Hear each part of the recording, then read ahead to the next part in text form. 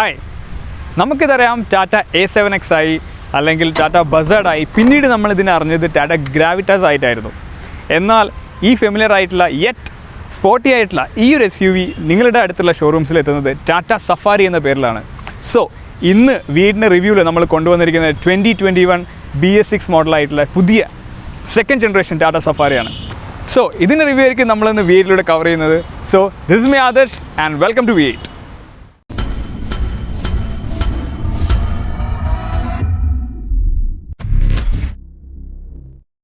So അപ്പോൾ പുതിയ 2021 face lift Tata Safari second generation Tata സഫാരിയുടെ ഫ്രണ്ടിലോട്ട് വരുന്ന സമയത്ത് നമ്മൾ പഴയ ഹാരിയർ തന്നെയാണ് കാണുന്നത്. യെസ്, കാരണം ഇതിൻ്റെ ഫ്രണ്ട് ആയിക്കോട്ടെ സൈഡിലായിക്കോട്ടെ ഹാരിയറിനെ തന്നെയാണ് നമ്മൾ കാണുന്നത്. പക്ഷേ ബാക്കിലോട്ട് കുറച്ച് വ്യത്യാസങ്ങൾ വന്നിട്ടുണ്ട്. അതുപോലെ തന്നെ വണ്ടിയുടെ ലെങ്ത്തും ഓവറോൾ കുറച്ച് കൂടിയിട്ടുണ്ട്.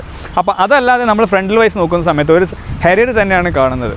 അപ്പോൾ ഇതിലേക്ക് നമുക്ക് കാണാം ഹാരിയറിൽ വന്നിട്ടുള്ള സെയിം LED DRLഉം ഇൻഡിക്കേറ്ററും വന്നിട്ടുണ്ട്. അപ്പോൾ അതിൻ്റെ താഴെയായിട്ട് നമുക്ക് ഹെഡ് ലാംപ്സ് താഴത്തെ ക്ലസ്റ്ററിലായിട്ടാണ് കൊടുത്തിട്ടുള്ളത്.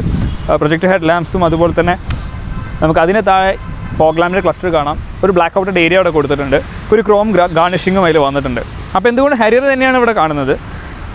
ബമ്പറും അതിൽ സിൽവർ ക്ലാഡിങ്ങും കാണാം. വലിയ എയർ ഡാം കൊടുത്തിട്ടുണ്ട്. പിന്നെ ഒരു ചെറിയ ഡിഫറൻസ് തോന്നിയിട്ടുള്ളത് ഇതിൻ്റെ ഫ്രണ്ട് ഗ്രില്ലിൽ സിൽവർ കളറാണ്, ഒരു ഗ്രേ കളറിലാണ് വന്നിട്ടുള്ളത്. അതുപോലെ ട്രയാരോ ഡിസൈൻ ക്രോമിയത്തിലും കൊടുത്തിട്ടുണ്ട്. അപ്പോൾ എന്തുകൊണ്ട് ഒരു പ്രീമിയം ലെവലിലേക്ക് ഇവർ കൊണ്ടുവരാൻ നോക്കിയിട്ടുണ്ട്. അതിന് താഴെയായിട്ട് നമുക്ക് ആ ഒരു ക്ലാഡിങ്ങും ഒരു ഫേക്ക് സ്കിഡ് പ്ലേറ്റും കൊടുത്തിട്ടുണ്ട്. അപ്പോൾ എന്തുകൊണ്ടും എന്താ പറയുക, കുറച്ച് സ്റ്റാൻസ് കൂടി നിൽക്കുന്ന ഒരു SUV ആണ്. അതിൻ്റെ ഫ്രണ്ട് നമുക്ക് നോക്കിയാൽ മനസ്സിലാവും. അധികം ബോഡിയിൽ ലൈൻസ് ഒന്നും വരാത്ത ഒരു നോർമൽ രീതിയിൽ കട്ടിങ്സ് വന്നിട്ടുള്ള ഒരു ബോണ്ട് ഷെല്ലാണ് ഇവിടെ കൊടുത്തിട്ടുള്ളത്. നല്ല മസ്കുലർ ഫീലാണ്. വൈപ്പേഴ്സ് എല്ലാം തന്നെ നീറ്റ്ലി ടക്ഡ് ഇൻ ആണ്. അപ്പോൾ അതിൽ വിസിബിലിറ്റിക്ക് തടസ്സങ്ങളൊന്നും വരുന്നില്ല. വാഷസ് എല്ലാം തന്നെ നീറ്റ്ലി ഉള്ളിലേക്കായിട്ട് കൊടുത്തിട്ടുണ്ട്. വലിയ വിൻഷീൽഡ് കാണാം. അപ്പോൾ ഇങ്ങനെയാണ് ആ ഒരു ഫ്രണ്ട് ഏരിയ അവർ ഡിസൈൻ ചെയ്തിട്ടുള്ളത്.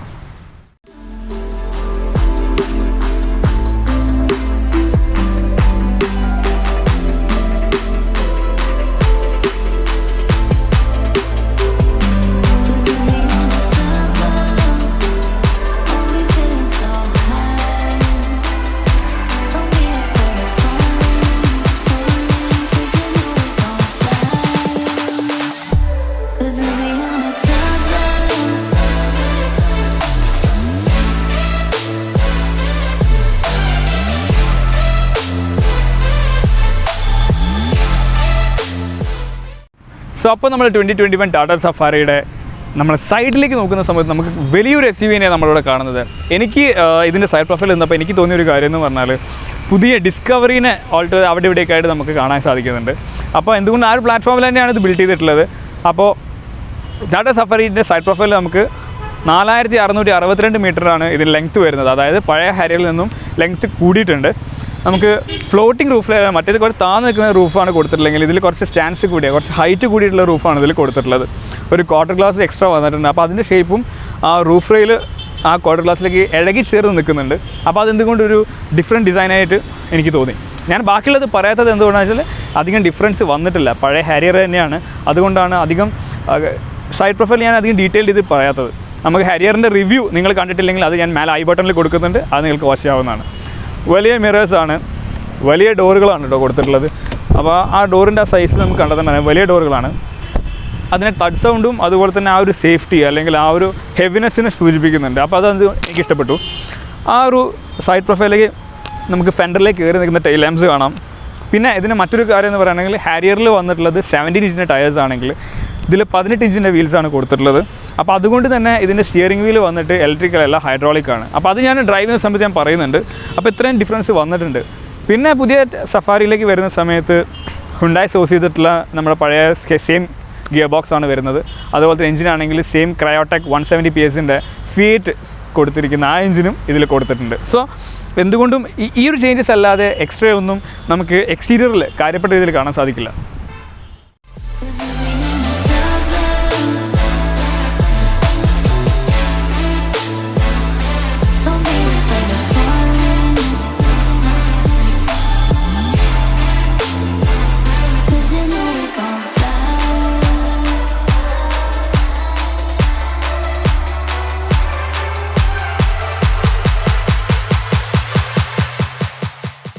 ഇനി ഇതിന് ടെയിലൻഡിലേക്ക് വരുമ്പോൾ പുതിയൊരു ഡിസൈനാണ് ഇവിടെ കൊണ്ടുവന്നിട്ടുള്ളത്.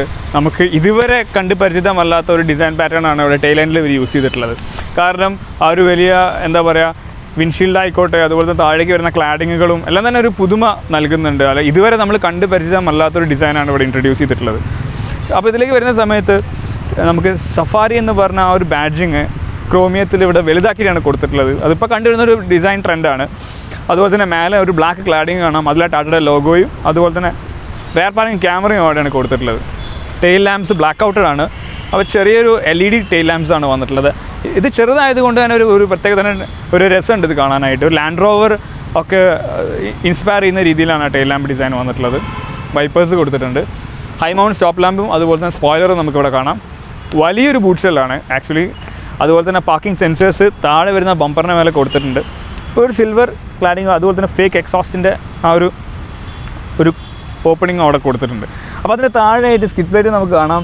സ്പെയർ വീലും താഴേക്കാണ് കൊടുത്തിട്ടുള്ളത്. അപ്പോൾ ഇങ്ങനെയാണ് ആ ഓൾ ടുഗദർ ടെയിലിൻ്റെ ഡിസൈൻ വന്നിട്ടുള്ളത്. അപ്പോൾ ഇനി ഇതിൻ്റെ ബൂട്ട് സ്പേസിനെ പറ്റി പറയുകയാണെങ്കിൽ ബൂട്ട് ഇല്ല എന്ന് വേണം നമ്മൾ ആദ്യം പറയാനായിട്ട്. അപ്പോൾ ഈ കാണുന്നത് തന്നെ നമ്മൾ 447 ലിറ്ററാണ് വരുന്നത്. അതും സീറ്റുകൾ സ്പ്ലിറ്റ് ചെയ്തിട്ട് മാത്രമേ നമുക്ക് ബൂട്ട് സ്പേസ് ഉണ്ടാവുകയുള്ളൂ, അല്ലാതെ നമുക്ക് ബൂട്ട് സ്പേസ് വരുന്നില്ല. അപ്പോൾ അതൊരു ഡ്രോബാക്ക് ആയിട്ട് എനിക്ക് തോന്നി. ബട്ട് നമ്മൾ ഈ തേർഡ് റോ ഉള്ളത് തന്നെ നമുക്ക് ഉള്ളിലിരിക്കാനായിട്ട് ഹൈലി കംഫർട്ടബിൾ ആണ്. അപ്പോൾ അത് ഞാൻ ഇൻറ്റീരിയറിലേക്ക് വരുന്ന സമയത്ത് കാണിക്കുന്നുണ്ട്.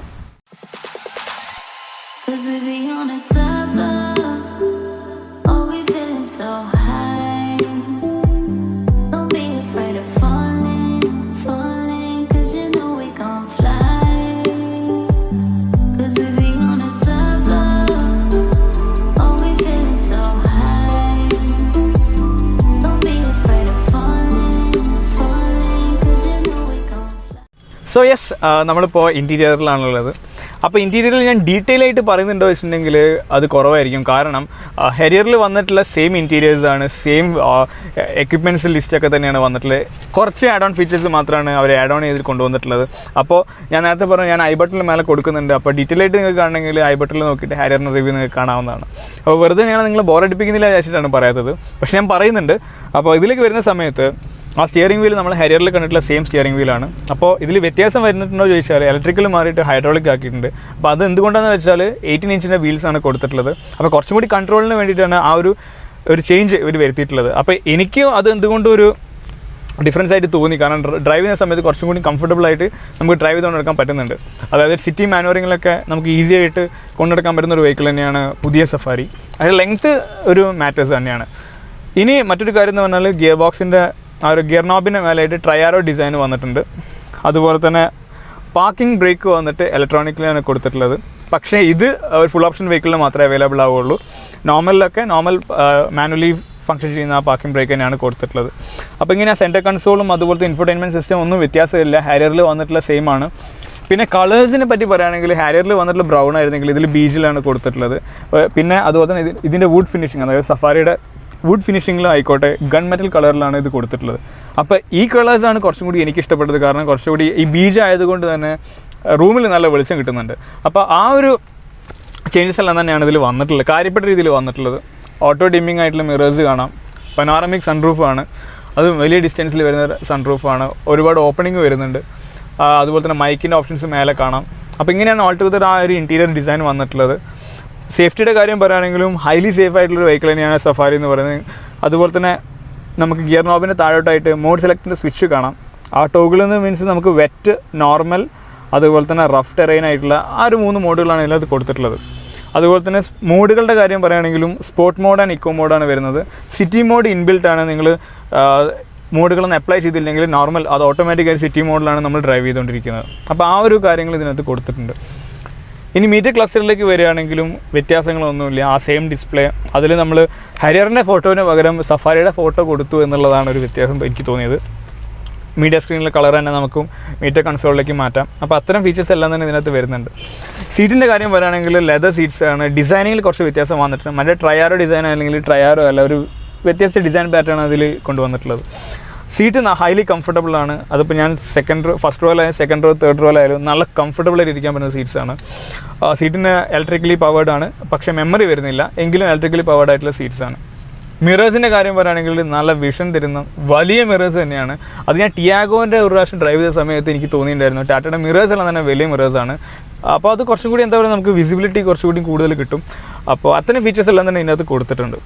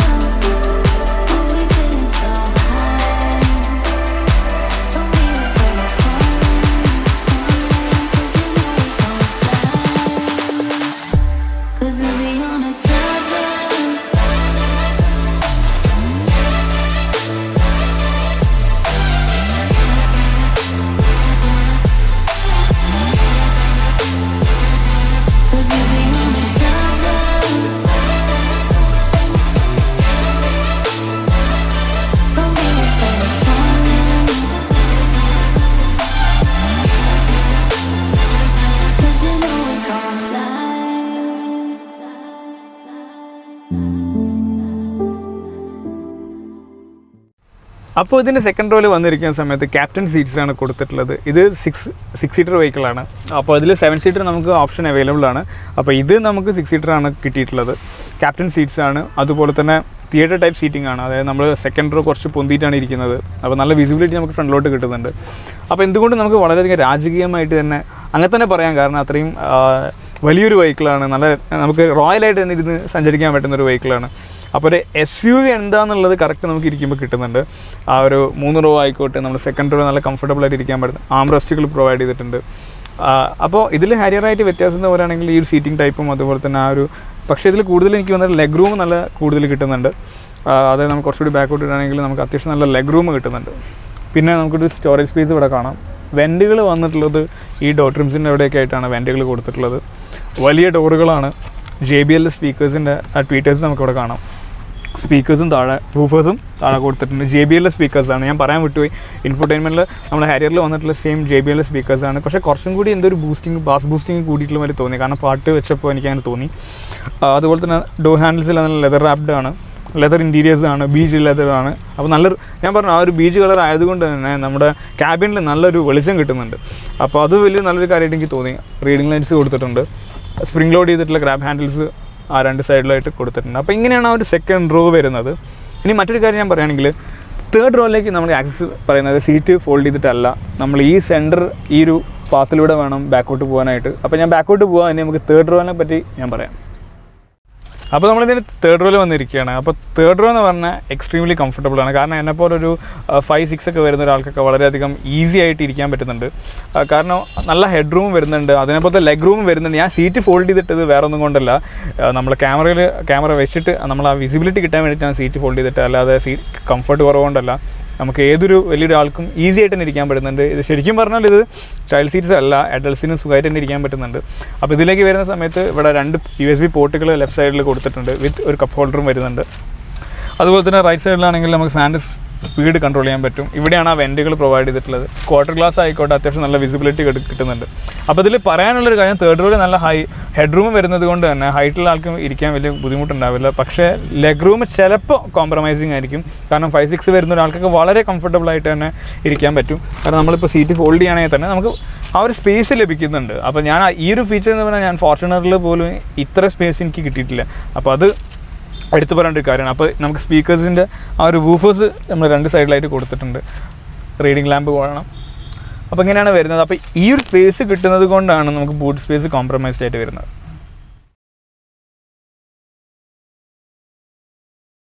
അപ്പോൾ ഇനി നമുക്ക് എന്തായാലും സഫാരി റോഡിലേക്ക് ഇറക്കി ഒന്ന് ഓടിച്ച് നോക്കാം. അപ്പോൾ നമുക്ക് എന്തായാലും റോഡിലേക്ക് ഒന്ന് ഇറക്കി നോക്കാം. നമുക്ക് ഇതിൻ്റെ ഡ്രൈവിംഗ് എക്സ്പീരിയൻസ് എങ്ങനെയുണ്ട് നമുക്ക് നോക്കാം. അപ്പോൾ നമുക്ക് ഈ വണ്ടി തന്നിട്ടുള്ളത് റൊട്ടാന മോട്ടേഴ്സാണ്. കാലിക്കറ്റിലുള്ള റൊട്ടാന മോട്ടേഴ്സാണ് നമുക്കിന്ന് വണ്ടി തന്നിട്ടുള്ളത്. അപ്പോൾ ഞാൻ പേഴ്സണലി യൂസ് ചെയ്യുന്ന ടാറ്റയുടെ വെഹിക്കിളാണ്. അപ്പോൾ അതുകൊണ്ട് തന്നെ അവിടെ സർവീസും കാര്യങ്ങളൊക്കെ തന്നെ വൺ ഓഫ് ദ ബെസ്റ്റ് തന്നെയാണ്. അപ്പോൾ അത് എടുത്ത് പറയണമെന്ന് എനിക്ക് തോന്നി. അപ്പോൾ റോഡിലേക്ക് ഇറക്കാം.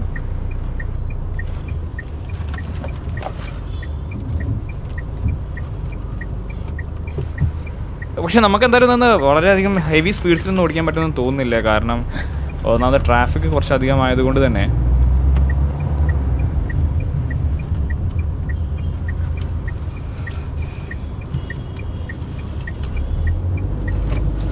അപ്പോൾ ഇതിൽ വരുന്നത് സെയിം നമ്മളെ ഫിയറ്റ് സോഴ്സ് ചെയ്തിട്ടുള്ള 170 PS ക്രയോടെക് എഞ്ചിൻ തന്നെയാണ് വന്നിട്ടുള്ളത്. ഹെരിയറിലുണ്ടായിരുന്ന സെയിം എഞ്ചിനാണ്, വ്യത്യാസങ്ങളൊന്നും തന്നെ ഇല്ല.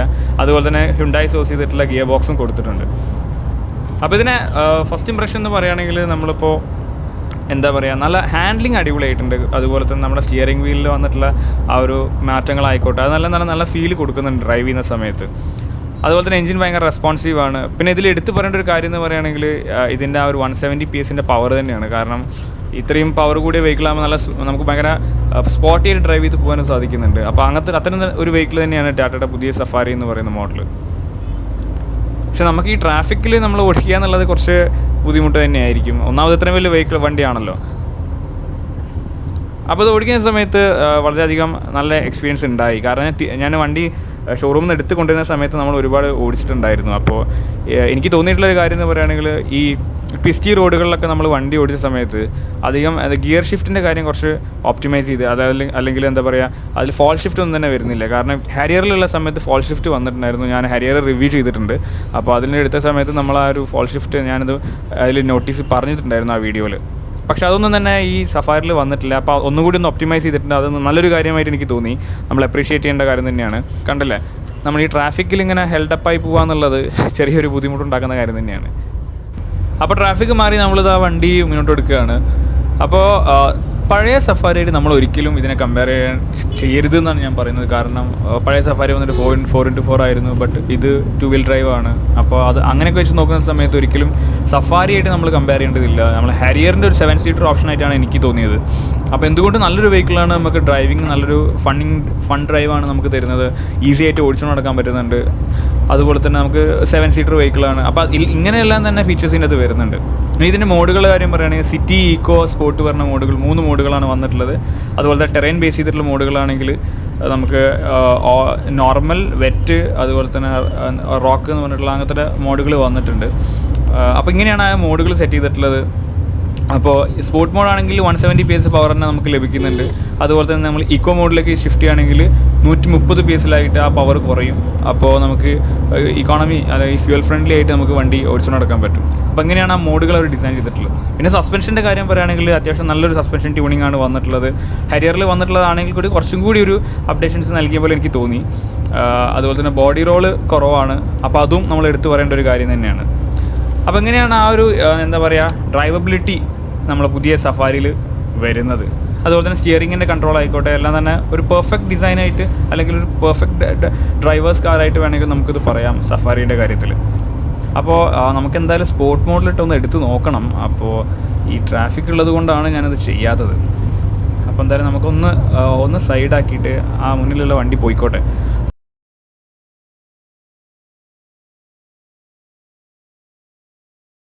അപ്പോൾ നമ്മളൊന്ന് സൈഡാക്കിയിട്ട് വീണ്ടും എടുക്കുകയാണ്.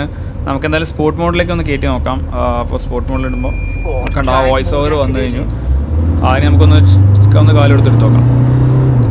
കണ്ടില്ല, ലീഗൽ സ്പീഡ്സൊക്കെ വളരെ ഈസി ആയിട്ടാണ് വണ്ടി കയറി പോകുന്നത്. 100 ടച്ച് ചെയ്യാനൊന്നും വലിയ ടൈം ആവശ്യമില്ല. അപ്പോൾ അതിൻ്റെ 170 PS ആ ക്രയോടെക് എഞ്ചിൻ്റെ പവറാണ് നമ്മൾ കാണുന്നത്. പിന്നെ ഇതിൻ്റെ എടുത്ത് പറയേണ്ട ഒരു കാര്യം എന്ന് പറയുകയാണെങ്കിൽ എഞ്ചിൻ നോയ്സ് തീരെ അകത്തേക്ക് കിടക്കുന്നില്ല. ഇനിയിപ്പോൾ അഥവാ കിടക്കുന്നുണ്ടെങ്കിൽ തന്നെ അത് കുറച്ച് സ്പോട്ടി ആയിട്ട് ഡ്രൈവ് ചെയ്യാൻ ഇഷ്ടപ്പെടുന്ന ഒരാൾക്ക് വളരെയധികം ആപ്റ്റബിളാണ്. നമുക്ക് ഇക്കോ മോഡിലേക്ക് ഷിഫ്റ്റ് ചെയ്യാം. ഇക്കോ മോഡിലേക്ക് ഷിഫ്റ്റ് ചെയ്യുന്ന സമയത്ത് ആ ഒരു ആംബിയൻസ് എല്ലാം തന്നെ മാറി, വണ്ടിയുടെ പവർ കുറഞ്ഞു. അപ്പോൾ നമുക്ക് വളരെയധികം ഇക്കോ ഫ്രണ്ട്ലി ആയിട്ട് നമുക്ക് വണ്ടി ഓടിച്ചു നടക്കാൻ പറ്റും. അപ്പോൾ എഞ്ചിൻ നോയ്സ് കിടക്കുന്നില്ല എന്നുള്ളത് നമ്മൾ എടുത്തു പറയേണ്ട ഒരു കാര്യം തന്നെയാണ്, പ്രത്യേകിച്ച് സഫാരിയിൽ. അതുപോലെ തന്നെ സേഫ്റ്റിയുടെ കാര്യത്തിലായിക്കോട്ടെ ഒരു കോംപ്രമൈസും വരുത്തിയിട്ടില്ല. 6 എയർ ബാഗുകൾ കൊടുത്തിട്ടുണ്ട്. ഈ ESP, EBD, ABS പോലുള്ള കാര്യങ്ങൾ കൊടുത്തിട്ടുണ്ട്. Hill assistance, hill hold control, അങ്ങനെയുള്ള എല്ലാ ഫീച്ചേഴ്സും തന്നെ ഇതിനകത്ത് വന്നിട്ടുണ്ട്. അപ്പോൾ ഇങ്ങനെയാണ് ആ ഒരു ഓൾ ടുഗദർ നമ്മൾ ഡ്രൈവിങ്ങിനെ പറ്റി പറയുകയാണെങ്കിൽ സഫാരിയിൽ കൊടുത്തിട്ടുള്ളത്. അപ്പോൾ അതിൻ്റെ സസ്പെൻഷനും എല്ലാം കൂടി കണ്ടോ, ട്വിസ്റ്റി ആയിട്ടുള്ള റോഡുകളിലൊക്കെ വളരെയധികം ഈസി ആയിട്ട് ചെയ്യാൻ പറ്റുന്നുണ്ട്. ഫോൾ ഷിഫ്റ്റ് വരുന്നില്ല. നമ്മൾ ട്വിസ്റ്റി ആയിട്ടുള്ള റോഡുകളിൽ എടുത്തിട്ടും ഫോൾ ഷിഫ്റ്റ് വരുന്നില്ല എന്നുള്ളൊരു കാര്യം എടുത്തു പറയേണ്ട ഒരു സംഭവം തന്നെയാണ്. അപ്പോൾ ഇനി ഇതിൽ പറയാനുള്ളത് ഇതിൻ്റെ ബ്രേക്സ് ആണ്. അതായത് നമ്മൾ ഹാരിയറിലുള്ള സമയത്ത് 2 വീലിലായിരുന്നു ഡിസ്ക് ബ്രേക്സ് ഉണ്ടായിരുന്നത്. ബട്ട് ഈ സഫാരിയിലേക്ക് വരുന്ന സമയത്ത് 4 വീലും ഡിസ്ക്കാണ് കൊടുത്തിട്ടുള്ളത്. അതുകൊണ്ട് തന്നെ ബ്രേക്കിംഗ് വളരെയധികം കോൺഫിഡൻസ് തരുന്നുണ്ട്. കാരണം എത്ര സ്പീഡ്സിലാണെങ്കിലും നമുക്ക് 4 വീലാ ഡിസ്ക് ഉള്ളത് കൊണ്ട് തന്നെ ആ ഒരു കോൺഫിഡൻസ് ലെവൽ കൂടുതലാണ്. അപ്പോൾ എനിക്ക് പറയാനുള്ളത് എൻ്റെ വേർഡിക്റ്റ് എന്ന് പറയുകയാണെങ്കിൽ ഒരിക്കലും നമ്മൾ പഴയ ജനറേഷൻ സഫാരി ആയിട്ട് ഇതിനെ താരതമ്യം ചെയ്യരുത്. കാരണം പഴയത് വരുന്ന 4x4 ആണ്, ഇതിലാണെങ്കിൽ റെയർ വീൽ ഡ്രൈവ് ആണ്. അപ്പോൾ ഫ്യൂച്ചറിൽ ഇതേ ഒരു 4x4 വെഹിക്കിൾ അല്ലെങ്കിൽ 4x4 മോഡൽ ഇറങ്ങണം, അല്ലെങ്കിൽ ഇറങ്ങുമെന്ന് തന്നെ നമുക്ക് പ്രതീക്ഷിക്കാം. അപ്പോൾ ഞാനും അത് പ്രതീക്ഷിക്കുന്നുണ്ട്. ആ ഒരു വേരിയൻ്റ് അവർക്ക് ശരിക്കും കൊണ്ടുവരാം. അപ്പോൾ അതിനുള്ള എല്ലാം തന്നെ ഈ വണ്ടിക്ക് ഫീച്ചേഴ്സും അതുപോലെ തന്നെ എല്ലാം ഉണ്ട്. അപ്പോൾ നമുക്കൊന്നൊരു സ്പോർട്ട് മോഡൽ ഒന്നുകൂടി ഇട്ട് നമുക്കൊന്ന് കാല് കൊടുത്ത് എടുത്ത് നോക്കാം. ഇപ്പം കുറച്ച് ക്ലിയർ ആണ്, കണ്ടില്ലേ? നമുക്ക് വളരെയധികം ഈസി ആയിട്ടാണ് വണ്ടി കയറി പോകുന്നത്. 100 ഒന്ന് റീച്ച് ചെയ്യാൻ അത്ര വലിയ ബുദ്ധിമുട്ടൊന്നുമില്ല. അപ്പോൾ നല്ലൊരു എന്താ പറയുക ഡ്രൈവബിലിറ്റിയാണ് കിട്ടുന്നത്. പിന്നെ ഇതിൽ തോന്നിയ മറ്റൊരു കാര്യം എന്ന് പറയുകയാണെങ്കിൽ ഇതിൻ്റെ എന്താ പറയുക ട്രാക്ഷൻ കൺട്രോൾ നമുക്ക് ഓഫ് ചെയ്തുകൊണ്ട് നമുക്ക് സ്പോർട്ട് മോഡ് ഇടാൻ പറ്റില്ല. അപ്പോൾ ട്രാക്ഷൻ കൺട്രോൾ നമ്മൾ ഓഫ് ചെയ്യുന്ന സമയത്ത് അത് ഓട്ടോമാറ്റിക്കലി സിറ്റി മോഡിലേക്ക് മാറും. അപ്പോൾ ഇനി ഞാനിതിൻ്റെ പ്രൈസിങ്ങിനെ പറ്റി പറയാം. പ്രൈസിലേക്ക് വരുന്ന സമയത്ത് അപ്പോൾ നമ്മുടെ കയ്യിലുള്ള വേരിയൻ്റ് എന്ന് പറയുന്നത് സഫാരിയുടെ XZA+ എന്ന് പറഞ്ഞ മോഡലാണ്. അപ്പോൾ ഇതിന് എക്സ്ഷോറൂം പ്രൈസ് വരുന്നത് 21,32,155 ആണ് വരുന്നത്. അപ്പോൾ ഇതേ വാഹനം നമ്മൾ ഓൺ റോഡിലേക്ക് ഇരുന്ന സമയത്ത് 26,72,814 ആണ് ഇതിൻ്റെ പ്രൈസിങ് വരുന്നത്. അപ്പോൾ നമ്മൾ ഹെരിയറായിട്ട് കമ്പയർ ചെയ്യുന്ന സമയത്ത് 2 lakhs ഡിഫറൻസ് മാത്രമാണ് ടാറ്റ സഫാരിയിൽ വരുന്നത്. അപ്പോൾ നമ്മളെന്നാൽ റിവ്യൂ നമ്മൾ വൈൻഡപ്പ് ചെയ്യാൻ നേരമായി. അപ്പോൾ എന്തുകൊണ്ടും എന്താ പറയുക വളരെയധികം കംഫർട്ടബിൾ ആയിട്ടുള്ളൊരു വെഹിക്കിൾ തന്നെയാണ് പുതിയ 2021 സഫാരി എന്ന് പറയുന്നത്. അപ്പോൾ ഇതിൻ്റെ പ്രൈസ് ഞാൻ നേരത്തെ കാണിച്ചിട്ടുണ്ടായിരുന്നു. അപ്പോൾ എന്തുകൊണ്ടും ആ ഒരു പ്രൈസ് പോയിന്റിൽ ഈ ഒരു സഫാരി എന്ന് പറയുന്നത് നല്ലൊരു വെഹിക്കിൾ തന്നെയാണ്. അപ്പോൾ ഇതിൽ വന്നിട്ടുള്ളത് നമ്മൾ ഹാരിയറായിട്ട് കമ്പയർ ചെയ്യുന്ന സമയത്ത് കുറച്ച് വ്യത്യാസങ്ങൾ വന്നിട്ടുണ്ട്. ഐ മീൻ എക്സ്റ്റേണലി ആയിക്കോട്ടെ ഇൻറ്റേർണലും കുറച്ച് വ്യത്യാസങ്ങൾ വന്നിട്ടുണ്ട്. അപ്പോൾ ഇതാണ് നമ്മൾ പുതിയ സഫാരി എന്ന് പറയുന്നത്. അപ്പോൾ ഡ്രൈവ് ചെയ്തപ്പോഴും ഞാൻ നിങ്ങളോട് പറഞ്ഞു, അപ്പോൾ അത്രയും എക്സ്ട്രീംലി കംഫർട്ടബിൾ ആയിട്ടുള്ളൊരു വെഹിക്കിൾ തന്നെയാണ്. അപ്പോൾ ഇതിൻ്റെ റിവ്യൂ ആയിരുന്നു നമ്മളിന്ന് കവർ ചെയ്തത്. അപ്പോൾ ഇനിയും വീഡിയോസുമായി ഞങ്ങൾ വരും. അപ്പോൾ അടുത്ത റിവ്യൂവിൽ നമ്മളെന്തായാലും തീർച്ചയായും കാണും. അപ്പോൾ അതിന് മുന്നേ ഞാൻ മറ്റൊരു കാര്യം പറയുന്നത്, ഇൻസ്റ്റാഗ്രാമിലും ഫേസ്ബുക്കിലും ട്വിറ്ററിലും നമ്മുടെ പേജുകൾ അവൈലബിൾ ആണ്. എല്ലാവരും ഫോളോ ചെയ്യണം, ഞങ്ങളെ സപ്പോർട്ട് ചെയ്യണം. അതുപോലെ തന്നെ ഇനിയും ഈ ചാനൽ സബ്സ്ക്രൈബ് ചെയ്തിട്ടില്ലെങ്കിൽ തീർച്ചയായും സബ്സ്ക്രൈബ് ചെയ്യുക. അതുപോലെ തന്നെ നോട്ടിഫിക്കേഷൻ ബെല്ലായി പ്രസ് ചെയ്താലേ നിങ്ങൾക്ക് നോട്ടിഫിക്കേഷൻസ് ലഭിക്കുകയുള്ളൂ. അപ്പോൾ കിട്ടുന്നില്ല എന്ന് കുറേ പേര് കംപ്ലയിൻറ്റ് പറയുന്നുണ്ട്. അപ്പോൾ നിങ്ങൾ നോട്ടിഫിക്കേഷൻ ബെല്ല് പ്രസ് ചെയ്തിട്ട് അത് പേഴ്സണലൈസ്ഡ് മാറ്റിയിട്ട് ഓൾ ആക്കിയാലേ നിങ്ങൾക്ക് എല്ലാവിധ നോട്ടിഫിക്കേഷൻസ് ലഭിക്കുകയുള്ളൂ. അപ്പോൾ നമ്മളൊന്ന് ഷോ വൈൻഡപ്പ് ചെയ്യാൻ നേരമായി. ദിസ് മീ ആദർശ് വൈനിങ് up the show from team V8.